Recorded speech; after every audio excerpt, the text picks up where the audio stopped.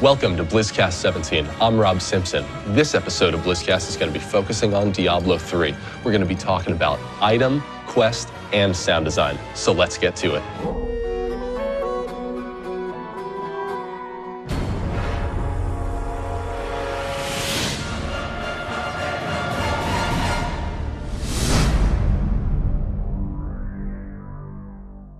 And now we're here with Jason Bender, a senior designer on Diablo III. Jason, how about you tell us a little bit about what you do? I work on a variety of game systems, including treasure, itemization, monsters, affixes, a little bit of class work. I get to touch a little bit of everything. Let's talk a little bit about randomization. That's something that really kept D2 interesting for everybody for years and years. So what are some things that are going to be randomized in Diablo III? There's randomization all over the place. Obviously, we have equipment that's randomized. You never know what affixes you're going to get on an axe, so you might get plus cold and magic find, or you might get gold find and resistance to magic. So the items are hugely varied in their randomization. Also, you never know where you're going to get it. You can get a legendary item out of a treasure chest by killing a tiny little demon, by killing a zombie, by killing a boss. So treasure can come from anywhere. The other kinds of randomization that people tend to think of is dungeon randomization. Mm-hmm. So we've built a number of ways that the dungeons can combine, and every time you go in, it will be different.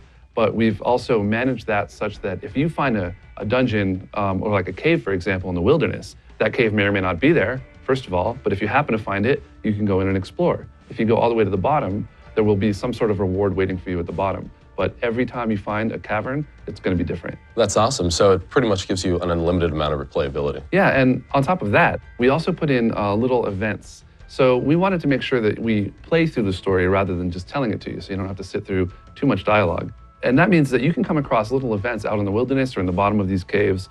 Like, for example, the guy hiding under a pile of corpses because there are zombies around and he wants to pretend he's dead.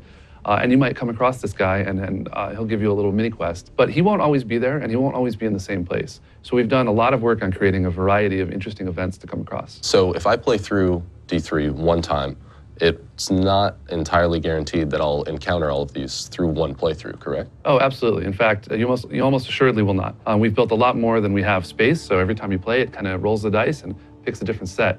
So when you combine all of the itemization, all of the dungeons, and all of the events, a lot of things can happen. All right, so once we make it through Diablo III for the first time, what else is there? So at that point, you can move on to Nightmare difficulty. We have difficulties like we did in Diablo II, Nightmare Hell, and so on.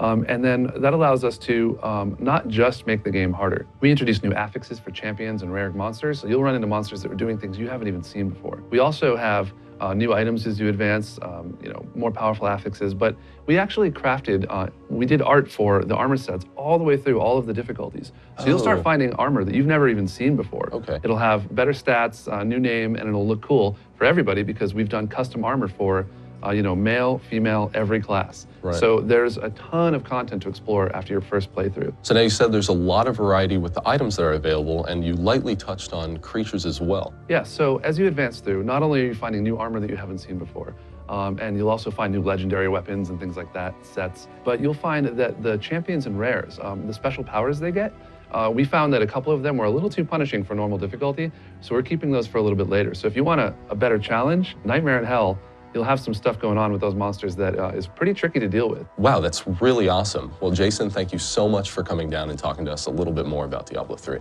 Thank you. Now we're here with Chris Giampa, a senior sound designer on the Diablo III team. Chris, can you go briefly into what you do here and what your role is on the Diablo III team? Yes, I'm currently primarily focused on the sound design and implementation of the hero classes of the Demon Hunter and Wizard, along with countless monsters and bosses within the game. So in the creation of all of these sounds, you see a lot of concepts and monster ideas and creature development. Mm-hmm. How do you decide what kind of sounds get applied to these different kinds of creatures? Well, I usually start off by looking at the design docs for the creatures and kind of read about their backstory. At that point, I will then look at the pre-viz art that the artists have made up, and that'll kind of help me get into the right area of where I need to go with the creature. I'll then go and start designing all my sounds in my sound tool, and then I will quickly get it over into the game as soon as possible, because that will also dictate my sound design, to where if things are too short or too long, then I can quickly go back and change them again, put them back in the game, and I bounce back and forth a lot that way, just kind of tweaking things, going back and designing a little more, throwing more in, and back and forth. Now, in the sound designs for these creatures, how do you get the core voice for them? The type of creature kind of also dictates which area I'll go into. Will it be more humanistic or will it be more animalistic? Sometimes if it's more humanistic, well, basically what we'll do is we'll bring in top voiceover talent, and we'll record them with basically a condenser mic and a high frequency mic. And the high frequency mic has an extended response in there. So when we pitch that way down, you really retain a lot of the presence from these actors. And a lot of the times, we'll also design straight animalistic type voices from sound libraries or stuff we'll go out and record as well. So now that we know a little bit more about the actual voices that the creatures make, how do you go about deciding how they're going to actually sound when they're moving around or when they explode or things like that, when bones break? Yeah, the skeletons. We spent a lot of time in the Foley booth recording different wooden objects, and I went out and bought some wooden rollers and chopsticks and toothpicks and even a bamboo placemat. And I spent a couple hours in the Foley studio just kind of knocking them around and throwing them and making sure they had different impacts and rolls and stuff like that. We have a lot of swords and knives sitting around in our Foley booth because we are Blizzard. So I took one of those and started stabbing the bamboo placemat, and that's kind of what you'll be hearing when the initial snap break of a skeleton when they burst into pieces. So it sounds extremely gratifying when you walk in there with like a barbarian and just start pounding on them, and they burst into pieces. And if you listen closely, you can actually hear a skull roll away, and you'll notice the skulls kind of. Right. And so we make very specific sounds for specific things on that. After hearing all this, I'm sure the players can't wait to get their hands on it. And Chris, thank you so much for coming down. Players already knew how good the game would look, but now they know just exactly how epic it's going to sound. No problem. We can't wait for you guys to hear it. Now we're here with Kevin Martins, lead content designer for Diablo III.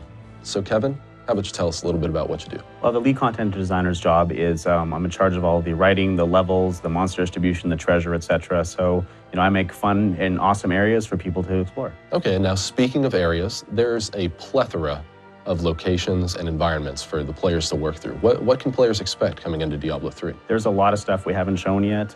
Just to touch on a couple of them, we have the Festering Woods, which is an area that's haunted by its past. A long time ago, the Nephilim, the proto-humans of the world of Sanctuary, lived and fought there. And at a certain point, some of them were corrupted and became mongrels, and the ghosts of these two groups fight over and over again. The player has to venture in here in the midst of this ancient battle being replayed over, and find Nephilim artifacts to take back and gain access to a temple. So we're going to get to see a whole lot of these environments, and the story about the environments is going to be told to us through the quests in the game. So questing's come a long way since the days of Diablo II. First, there's a lot more quest information than there ever was before. It's all told in a much simpler way, in a more direct way, in a more ambient storytelling ways. You have characters like your followers and the player who chat back and forth as they go through the world, and they explore some of the information there.